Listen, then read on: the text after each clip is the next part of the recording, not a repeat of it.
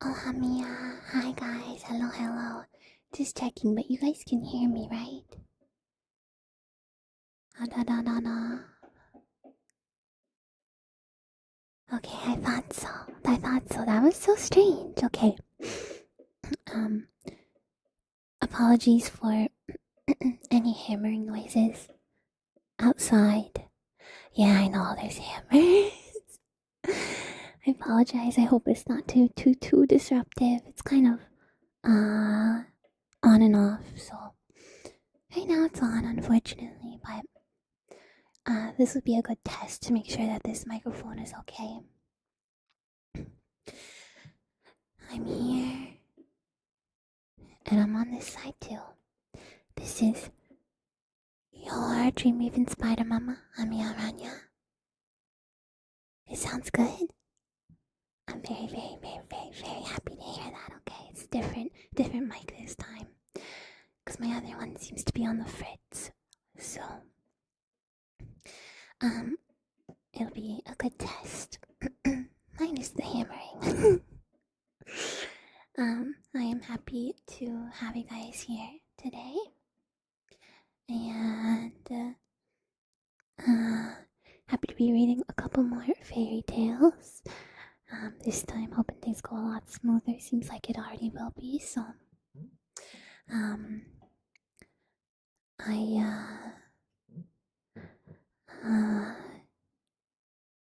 it's easy to hear. Good. I can turn things up and stuff. I have a little gain knob, so if you guys need to, sorry, my my keyboard tray keeps squeaking.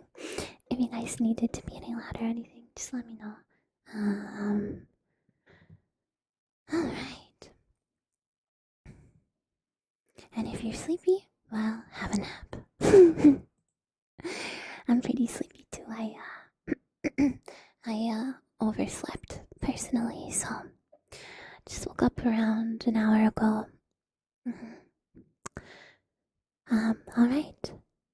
We're going to read a story first called The Silly Jellyfish. Yeah, my 5-minute nap was about an hour more, maybe. Okay.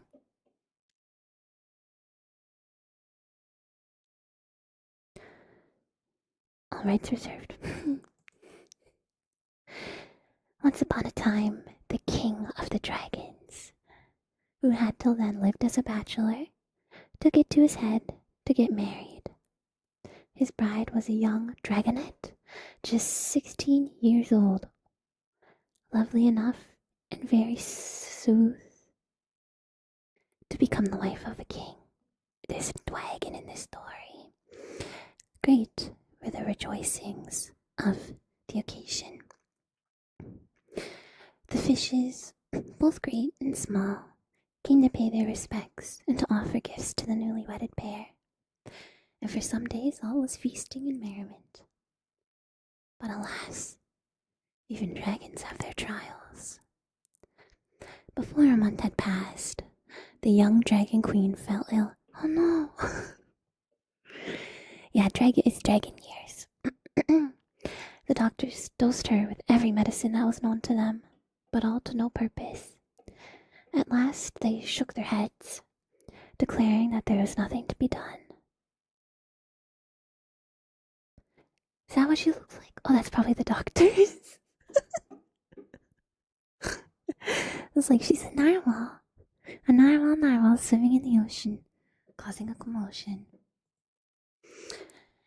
The illness must take its course, and she would probably die.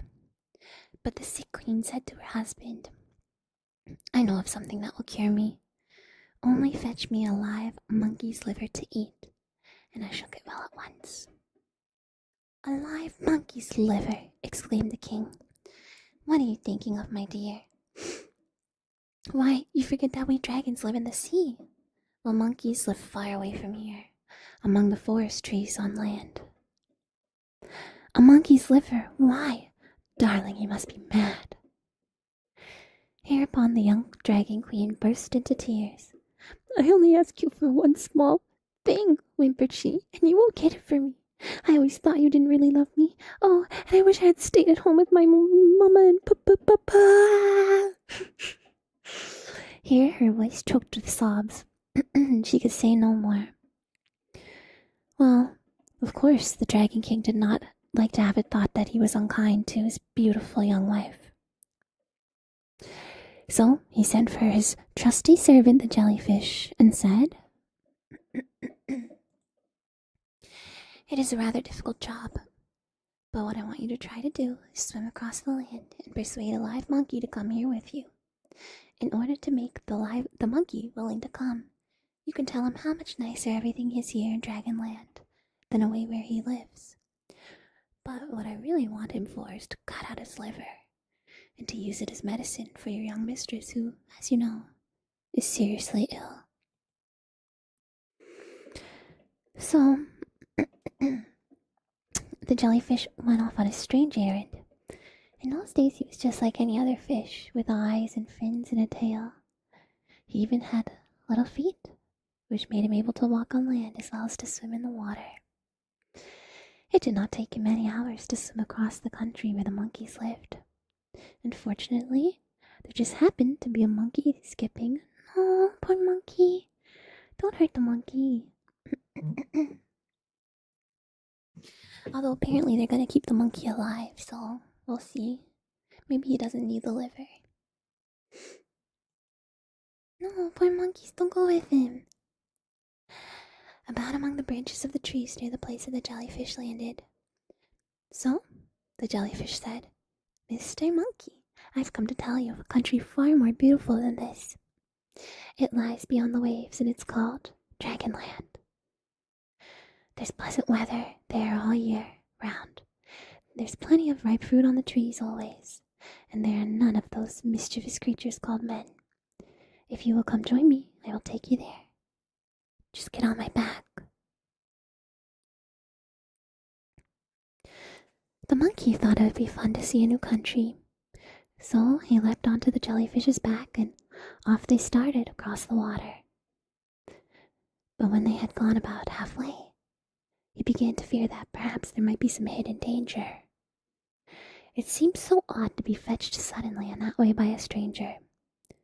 So he said to the jellyfish, "What made you think of coming for me?" The jellyfish answered, "My master, the king of the dragons, wants you in order to cut out your liver and give it as medicine to his wife, the queen, who is sick." Well, why'd you go and tell him that?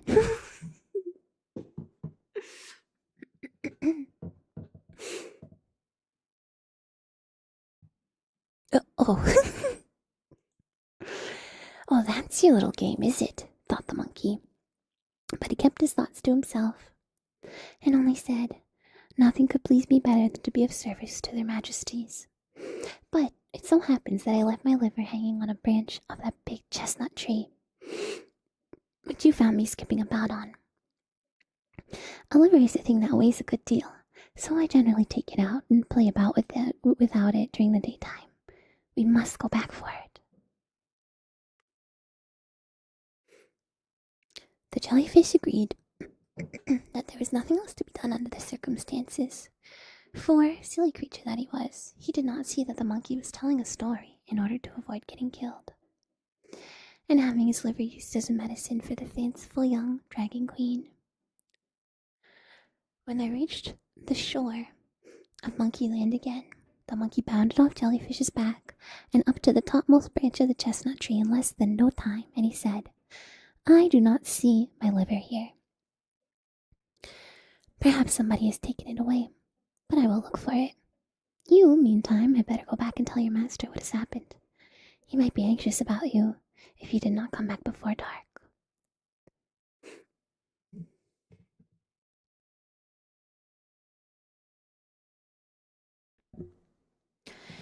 So the jellyfish started off a second time, and when he got home, he told the Dragon King everything just as it had happened.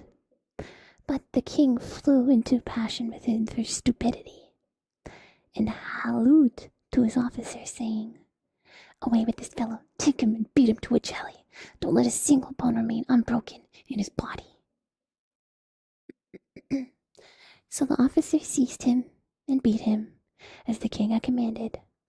That is the reason why, to this very day, jellyfishes have no bones, but are just nothing more than a mass of pulp. Oh my god, it's the origin story of the jellyfish. As for the Dragon Queen,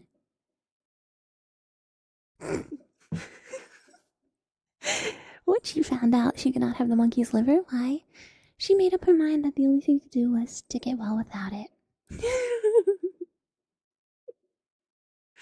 She could have just felt better the whole time. What a dramatic dragon. Bazaru de gozaru.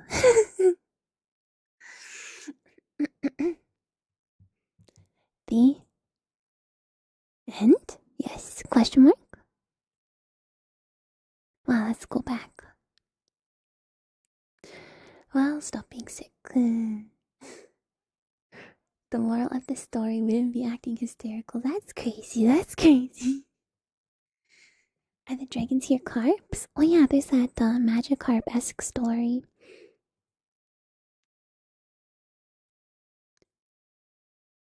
Where they start off as fish and then they jump up a waterfall and turn into a dragon, right? They look like normal dragons to me. You know? Okay. We'll read The Old Man and the Devils. Did I read this already, actually? I don't think so.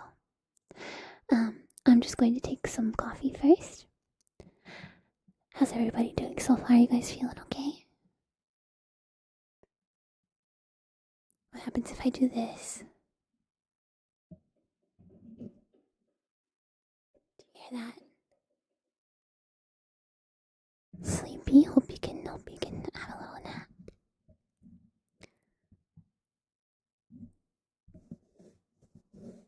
What about this?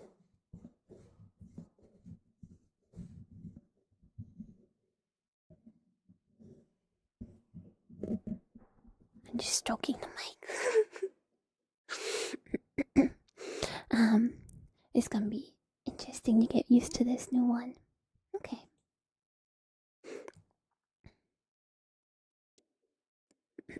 Oh, I didn't even take some coffee like I said I would.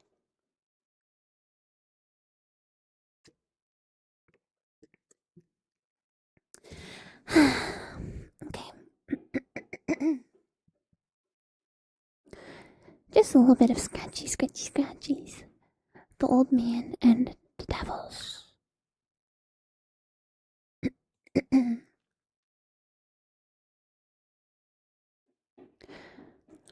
A long time ago, there was an old man who had a big lump on the right side of his face. One day, he went into the mountain to hide in a tree, apparently.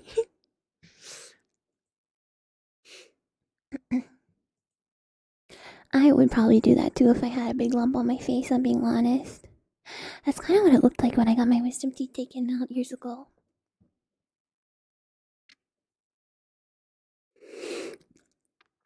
To cut wood, and the rain began to pour and the wind to blow so very hard that, finding it impossible to return home, and filled with fear, he took refuge in the hollow of an old tree. While sitting there doubled up and unable to sleep, he heard the confused sound of many voices in the distance, gradually approaching to where he was. He said to himself, "How strange. I thought I was all alone in the mountain, but I hear the voices of many people." So, taking courage, he peeped out and saw a great crowd of strange-looking beings. Some were red and dressed in green clothes. Others were black and dressed in red clothes. Some had only one eye. Others had no mouth. Indeed, it was quite impossible. Yeah, he's got a swole face. Cherries for cosmetic surgery. Yeah, I guess back then, what's he gonna do? Put some tree sap on it and hope for the best, you know? In terms of medicine. Dear, I'm not ancient books. What do you mean? I don't think these are actually ancient. Maybe they're just made to look ancient. Oh no, it says 1815. Oh. Whoa, that's a cool drawing. Look at that. Whoa. That's awesome.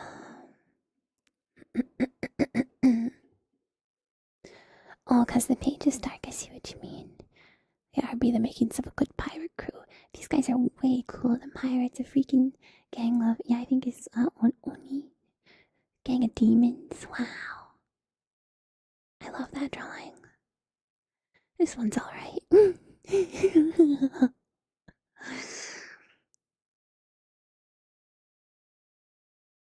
To describe their varied and strange looks, they kindled a fire so that it became as bright as day. They sat down in two crossed rows and began to drink wine and make merry, just like human beings. They passed the wine cup around so often that many of them became very drunk. One of the young devils got up and began to sing a merry song and to dance. Yeah, they're having a rave. Unts, unts, unts, unts. So also many others. Some danced well, others badly. One said, "We have had uncommon fun tonight, but I would like to see something new." The old man, losing all fear, thought he would like to dance and sing, "Let come what will, if I die for it, I will have a dance too." Good for you, old man. Crept out of the hollowed tree and, with his cap slipped over his nose and his axe sticking in his belt, began to dance. The devils, in great surprise, jumped up, saying, "Who is this?" But the old man, advancing and receding, swaying to and fro, posturing this way and that way, the whole crowd laughed and enjoyed the fun, saying, "How well the old man dances! You must come and join us in our sport." Let him go. It does sound like very pirate activities. You're not wrong, but they're in the forest, so they're not pirates are not landlubbers, so it can't be possible. Can somebody draw me like this? He does dance like me. Sick moves. God, these drawings are so cool.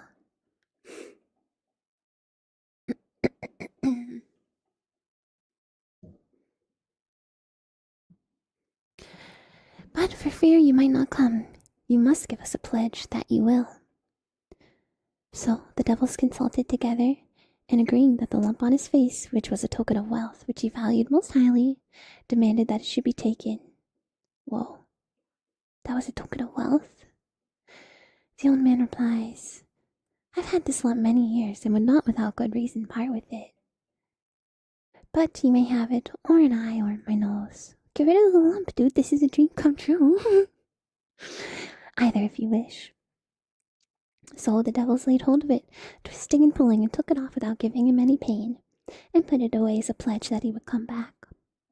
Just then the day began to dawn and the birds to sing, so the devils hurried away.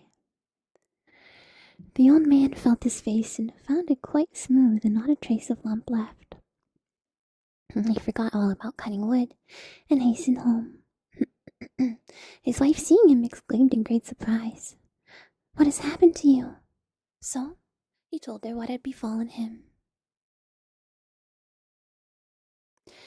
Now, among the neighbors, there was another old man who had a big lump on the left side of his face. What's with these people and their lumps? Yeah, I mean, just because he has a lump on his face doesn't mean he's not a nice person. There must be some kind of, pollutant in this village giving people face lumps. Lump City. Hearing all about how the old man had got rid of his lump, he determined that he would also try the same plan to get rid of his lump. So he went and crept into the hollow tree and waited for the devils to come. Sure enough, they came just as he was told. They sat down, drank wine, and made merry just as they did before. The old man, afraid and trembling, crept out of the hollow tree. The devils welcomed him, saying, "The old man has come. Now let us see him dance." This old man was awkward and did not dance as well as the other. So the devils cried out, "You dance badly and are getting worse and worse. We will give you the lump, which we took from you as a pledge." Upon this, one of the devils brought out the lump and stuck it on the other side of his face. So the old man returned with a lump on each side of his face. Because he danced bad. Because he danced bad. That's so rude. The end.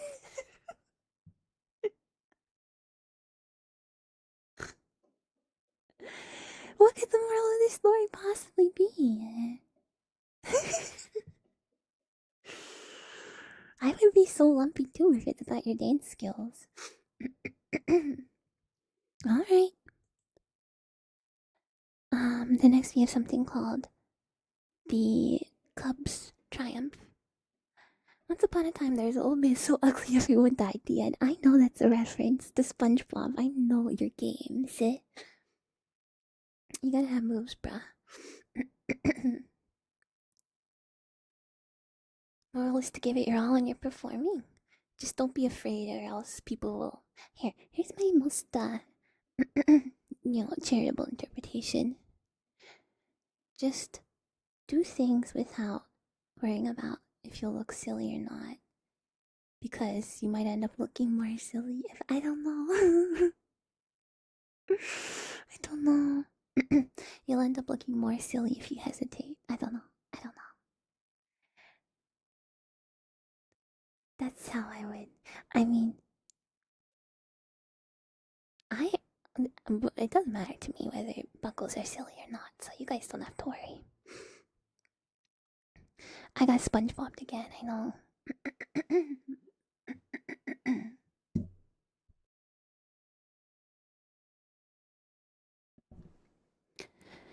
The first guy just wanted friends, the second guy wanted to make a deal. Ah, that is a good interpretation, actually. So the first guy was just, trying to, the first guy was just trying to, like, be a part of something, and feel welcomed, and he didn't care that they were demons, he just wanted to dance with them. But the second guy was looking to make a deal, and he was scared of the demons, and yeah, maybe that's the moral. Just, like, don't judge a book by its cover, but in a couple different ways. Alright, so this is the Cubs Triumph.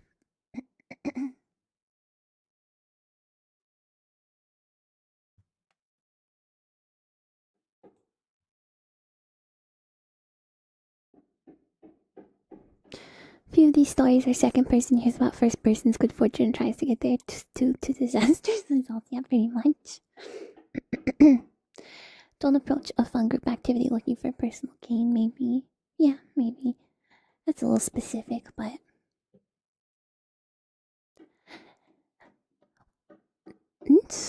Once upon a time, they lived in a forest, a badger and a mother fox with one little cub. The hammering's getting louder. There were no other beasts in the wood, because the hunters had killed them all with bows and arrows, or by setting snares. The deer and the wild boar, the hares, the weasels, and the stoats even. And the stoats, even the bright little squirrels had been shot. Wow, or had fallen into traps. At last, only the badger and the fox, with their young one, were left. And they were starving, for they dared not venture from their holes in fear for the traps. No, poor animals. They did not know what to do, or where to turn for food. At last the badger said, I have thought of a plan. I will pretend to be dead. You must change yourself into a man, and take into the town and sell me. With the money you get from me, you must buy food and bring it into the forest. When I get a chance, I will run away and come back to you, and we will eat our dinner together. Mind you wait for me, and don't eat any of it until I come. Next week, it'll be your turn to be dead, and my turn to sell, don't you see? The fox thought this plan would do very well. So, as soon as the badger had lain down and pretended to be dead, she said to the little cub, Be sure not to come out of the hole until I come back. Be very good and quiet, and I will soon bring you some nice dinner. Uh-oh, I don't like where this is going. She then changed herself into a woodcutter. took the badger by the heels, and swung him over her shoulders and trudged off into the town.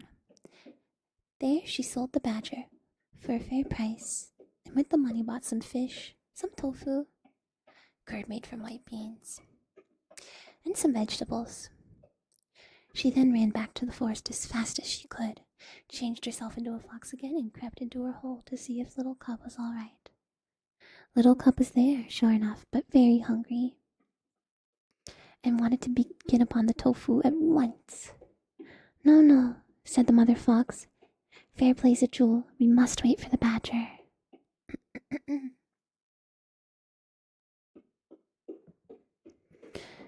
You feel like the fox would be better at this than the badger. I agree.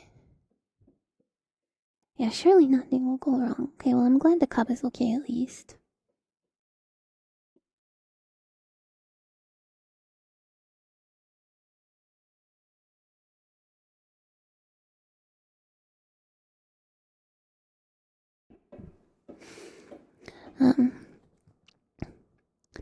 It kind of looks like a little buckle on the tofu, does it not?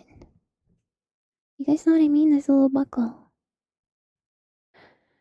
Foxes often have the ability to transform themselves. Well, apparently the badger can do it too, because he's going to do it next week. Tofu means keikaku. Look at it.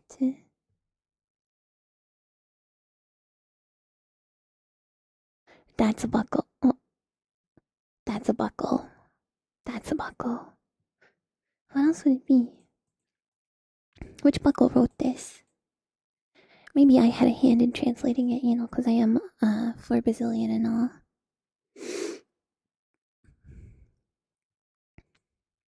Soon the badger arrived, quite out of breath with running so fast. I hope you haven't been eating any of my dinner, he replied. He panted. I could not get away sooner. The man you sold me to brought his wife to look at me and boasted how cheap he had bought me. You should have asked twice as much. At last they left me alone, and then I jumped up and I ran away as fast as I could. The badger, the fox, and the cub now sat down to dinner and had a fine feast, the badger taking care of the best bits for himself. Oh, badger! Gotta go fast? Yeah, the first buckle, perhaps. You've been putting buckles on everything since cave times and forgot. Yeah, since cave Mia times. Ugga.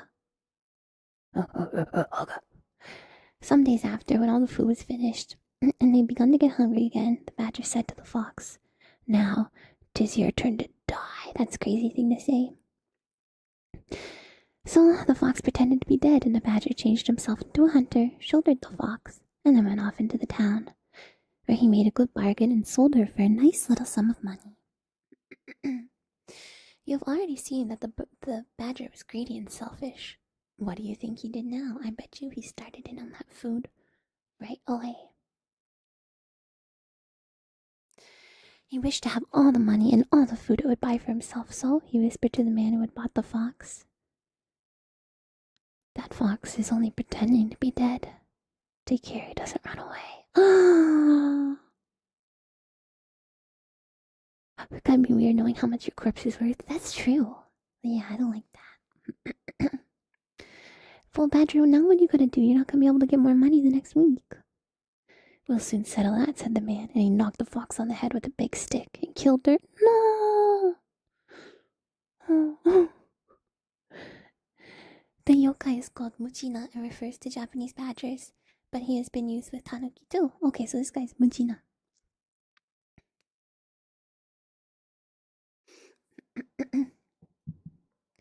Foxes are inherently evil. Well, no, the fox is not evil in this case. It's the freaking badger. They can only use their magic powers to do low-level scams to humans. I think just, if you can turn into a human, just turn into a human and live as a human and then buy food and have a job. The badger next laid out all the money and buying all the nice things he could think of. He carried them off to the forest, and there eat them all up himself without giving one bit to the poor little cub, who was all alone. Crying for its mother, very sad and very hungry. Sorry, my voice. Switch sound of my voice. having a job versus living as an animal, they may be onto something. Well, not if you can't get food, you know.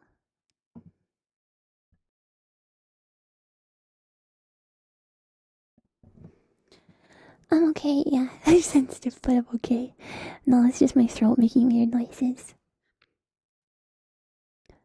Poor little motherless cub. But being a clever little fox, he soon began to put two and two together, and at last felt quite sure that the badger had, in some way, caused the loss of his mother. He made up his mind that he would punish the badger, and as he was not big enough or strong enough to do it by force, he was obliged to try another plan.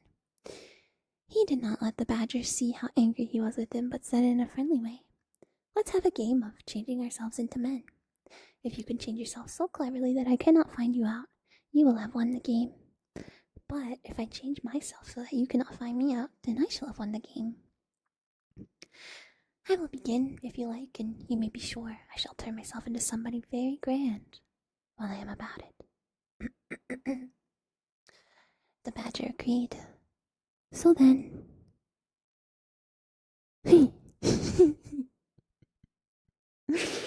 So then, instead of changing himself at all, the cunning little cub just went and hid himself behind a tree and watched to see what would happen. And he looked like this as he did it. It's so cute. And watched to see what would happen. Presently, there came along the bridge leading into the town a daimyo seated in a norimono. So a daimyo, like a leader, like a daimyo. And then a norimono, literally, I think it just means like a thing you can ride. Nori is ride, mono is thing. A great crowd of servants and men-at-arms following him. The badger was quite sure that this must be the fox, so he ran up to the norimono and put his head and cried, "I found you! Out! I've won the game!" "A badger! A dagger! Off with his head!" cried the daimyo. Trepopoline! Trepopoline! Trepopoline!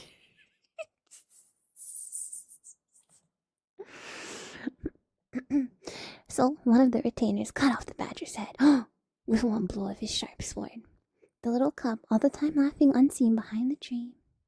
Oh, so rough.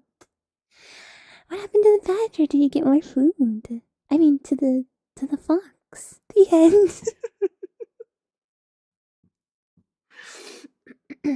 These stories are just so abrupt. Just so abrupt. Alright. Fox got his revenge, I guess. Next we have my lord Bagel Rice. You know, I think there's like a rice shortage right now in Japan. Maybe in other places, I'm not sure, but look at that big centipede on the mountain. Yeah, it seems like there should be something else. Like we should find out what happens to the fox, you know?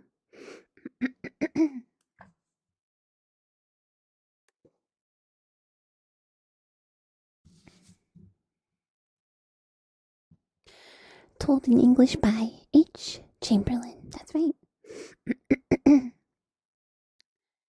I don't know how bad the shortage is, but apparently there is one. There's another story where tanuki and foxes fight each other from Japan.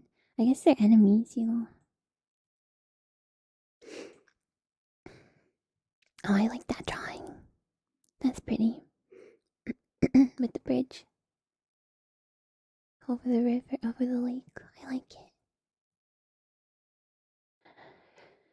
Once upon a time, there was a brave warrior called my Lord Bagel Rice, who spent all his time waging war against the king's enemies. One day, when he had sallied forth to seek adventures, he came to an immensely long bridge, spanning a river just at the place where it flowed out of a fine lake. When he set foot on this bridge, he saw that a serpent 20 feet long was lying there basking in the sun, in such a way that he could not cross the bridge without treading on it. Most men would have taken their heels That's so frightful a sight. But my Lord Bag o' Rice was not to be daunted. He simply walked right ahead, squash, scrunch over the serpent's body.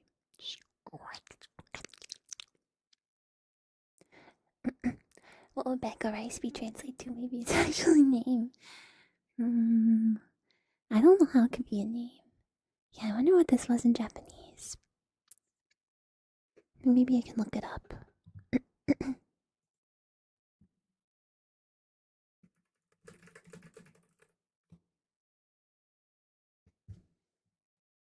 Tawara toda. Tawara toda. I don't know what that translates to, or if it translates to anything. Huh. Initially, the serpent turned into a tiny dwarf. Oh!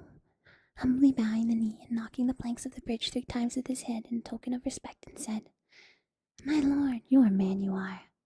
For many a weary day I have lain here, waiting for one who avenged me on my enemy. But all who saw me were cowards and ran away. You will avenge me, will you not? I live at the bottom of this lake, and my enemy is a centipede who dwells at the top of yonder mountain. Come along with me, I beseech you. If you help me not, I am undone." Tawara told us in fake games.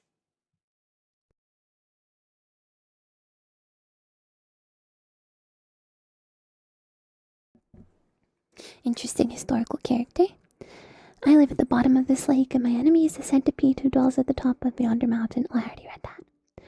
The warrior was delighted at having found... There's people yelling outside, I'm sorry. Having found such an adventure as this, he willingly followed the dwarf to his summer house beneath the waters of the lake. It was all curiously built of coral and metal sprays in the shape of seaweed and other water plants, with freshwater crabs as big as men. Yeah, I guess this is a real guy. But the story is not real, of course. Well, who knows, giant centipedes, and water monkeys, and newts, and tadpoles, servants and bodyguards. Ooh, fancy. The fact that crab showed up in this story, I didn't even register in my mind, and here you guys are posting crab in the chat.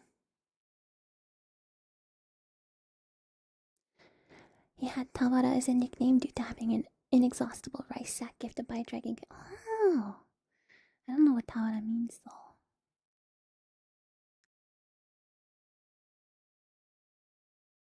They had rested a while. Dinner was brought in on trays shaped like the leaves of water lilies. The dishes were watercress leaves, not real ones, but much more beautiful than real ones, for they were of water green porcelain and a shimmer of gold. And the chopsticks were beautiful petrified wood like black ivory. As for the wine in the cups, it looked like water, but as it tasted all right, what did its look signify? Well, there they were, feasting and singing, and the dwarf had just pledged the warrior in a goblet of hot steaming wine when thud, thud, thud.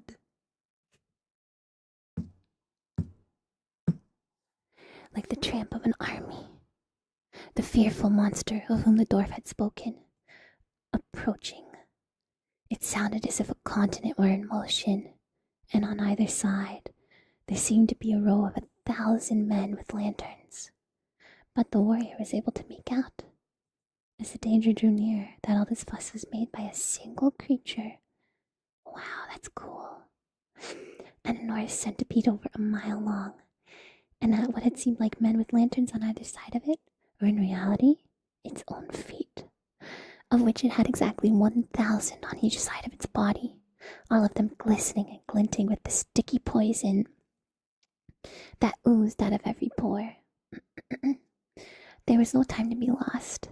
The centipede was already halfway down the mountain, so the warrior snatched up his bow, a bow so big and heavy that it would have taken 5 ordinary men to pull it, fitted an arrow into the bow notch, and let it fly. Yeah, I know, now's the time that they stop hammering. All this fuss is made by a single creature. The end. I mean, there's still I think there's still like 10 pages left, so I'm feeling confident that this will be a good conclusion. He was not one ever to miss his aim. The arrow struck right in the middle of the monster's forehead. But alas, it rebounded as if that forehead had been made of brass.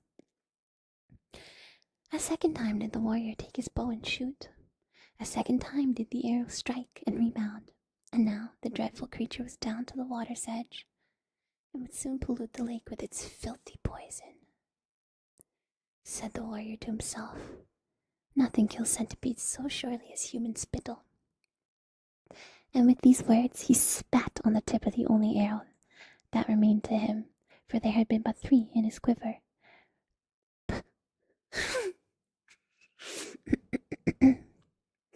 This time again he hit the centipede right in the middle of its forehead, but instead of rebounding, it went right in and came out again at the back of the creature's head. So that the centipede fell down dead, shaking the whole countryside like an earthquake, and the poisonous light on its 2,000 feet darkening to a dull glare like that of twilight of a stormy day. Wow, that's beautiful depiction. It's beautiful description. Don't blush alone, what? Genichiro backstory from Sekiro. Oh, maybe it could pull from some of these old stories. Then the warrior found himself wafted back to his own castle, and round him stood a row of presents, on each of which were inscribed the words, "From your grateful dwarf." One of these presents was a large bronze bell, which the warrior, who was a religious man as well as a brave one, hung up in the temple that contained the tombs of his ancestors. The second was a sword, which enabled him ever after to gain victory over all his enemies. The third was a suit of armor, which no arrow could penetrate. The fourth was a roll of silk, which never grew smaller, though he cut off large pieces from time to time to make himself a new court dress. The fifth was a bag of rice, which, though he took from it day after day for meals for himself, his family and his trusty retainers never got exhausted as long as he lived. Ah, that's where it comes from. And it was from this 5th and last present that he took his name and the title of My Lord Bag of Rice. Tabaratoda. For all the people thought that there was nothing strange in the whole world than this wonderful bag, which made his owner such a rich and happy man. Oh. I like this back page too. It's like a little letter. I don't know how it's related to this story, but wow, what's the word? What a topical story.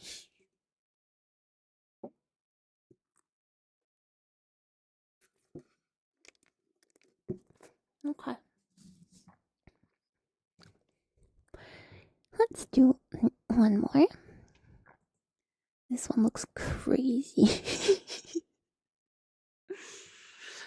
Do one more before I have to get ready for my stream later. All non-spiders are enemies, I think, is the moral for that one. Well, not humans. Are there any that involve food? I mean, that last one did. This one is, I don't think, related to food. The mouse's wedding. Look at that short ball. Oh my god! His head is like an upside down egg. Okay. The Battle of the Monkey and the Crab. Oh, pretty oranges.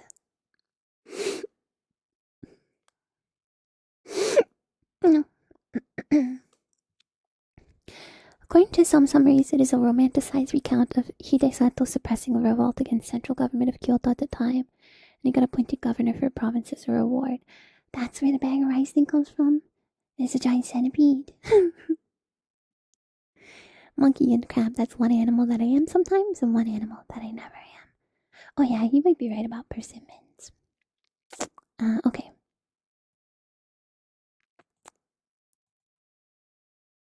A monkey and a crab once met while going round a mountain. No, I'm only ever a monkey. Fuyu usually is a thing, but I think those are persimmon. What is persimmon called? I don't remember what it is in Japanese. Bazaru de gozaru. The monkey had picked up a persimmon seed. Oh, it's probably persimmon then. Kaki. Yes, that's the one, kaki. And the crab had a piece of toasted rice cake.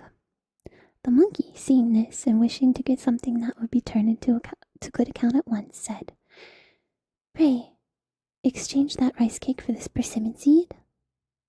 The crab, without a word, gave up his cake and took the persimmon seed and planted it. At once it sprung up and soon became a tree so high that one had to look up at it. The tree was full of persimmons, but the crab had no means of climbing the tree. So he asked the monkey to climb up and get the persimmons for him. The monkey got up on a limb of the tree and began to eat the persimmons. The unripe persimmons he threw at the crab. But, it's so mean.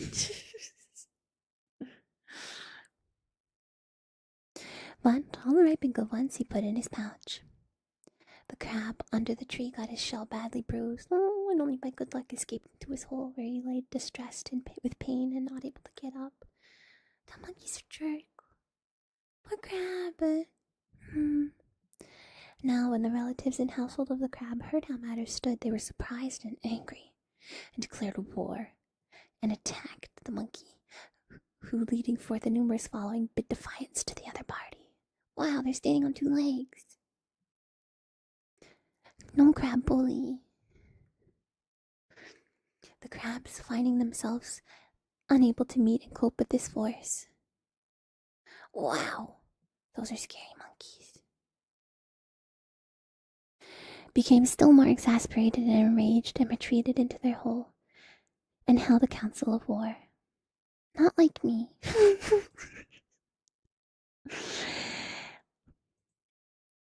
Then came a rice mortar, a pounder, a bee, and an egg. Okay, he literally is an egg.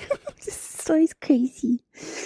And together they devised a deep laid out plot to be avenged. First, they requested that peace be made with the crabs, and thus they induced the king of the monkeys to enter their hole unattended and seated him on the hearth. The monkey, not suspecting any, not looking good for the monkey. This is such a cute monkey. Not expecting any plot, took the hibashi, or the poker, to stir up the slumbering fire, when bang went the egg, which was lying hidden in the ashes. The egg sacrificed himself to explode to surprise the monkey and burn the monkey's arm. Surprised and alarmed, he plunged his arm into the pickle tub in the kitchen to relieve the pain of the burn. Then the bee, which was hidden near the tub, stung him sharply in his face, already wet with tears.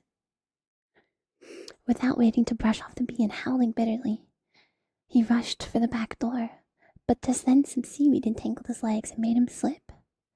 Then down came the pounder, tumbling from a shelf, and the mortar too came rolling down on him from the roof of the pouch, and broke his back, and so weakened him that he was unable to rise up.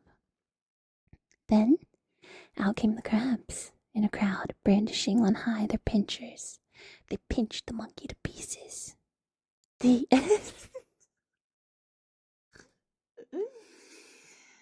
Oh man, these stories were crazy. I guess the one I read way back then about the mirror was really an outlier of like nice stories. Well, don't know how soothing that was to hear some scary stories, but what about the rest of the monkey army? That's in part 2. They're gonna, And that one violent murder somehow ended the war. The end. Yeah, that didn't anger the monkeys further. Crab raved on it before.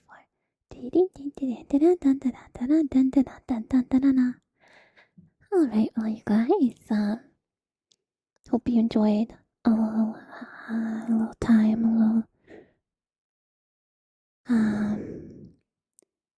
just an hour or so of reading some stories, and thanks for hanging in there with all the hammering outside. Crabs must be the ultimate fighting machines. I don't know, I think that might be a defect in evolution where everything turns into crabs, you know?